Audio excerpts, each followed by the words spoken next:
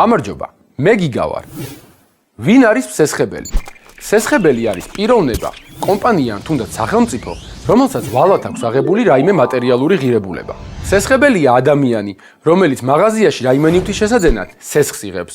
მაღაზია, რომელსაც ბიზნესის გასაფართოვებლად ბანკიდან ფულის აღება დასჭირდა. ბანკიც, როცა ის მიანაბრეებისაგან დეპოზიტებს ღებულობს და სახელმწიფო, როცა ობლიგაციებს და სხვა ფასიან ქაღალდებს გამოსცემს.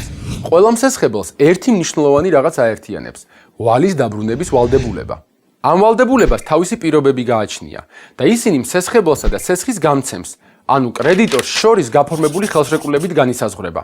კრედიტორი კი თავის მხრივ შესაძლოა იყოს ბანკის სესხის გაცემის დროს, ან ფიზიკური პირი, როდესაც საკუთარ დანაზოგს ანაბარზე დადებს. ისევე როგორც კრედიტორისთვის არსებობს გარკვეული რისკი, რომ მან ვერ დაიბრუნოს გასესხებული თანხა, მსესხებელიც ხელშეკრულების დარღვევის შემთხვევაში არასახარბიელო მდგომარეობაში აღმოჩნდება. მას გაუფუჭდება საკრედიტო ისტორია და უკიდურეს შემთხვევაში მისი ქონების გაყიდვაზე შეიძლება მიდგეს საქმე. თუ კარგად გავერკვევით ფინანსურ ტერმინოლოგიაში, ორივე შემთხვევაში კრედიტორი ვიქნებით თუ მსესხებელი, ჩვენ უფლებებს უკეთესად დავიცავთ.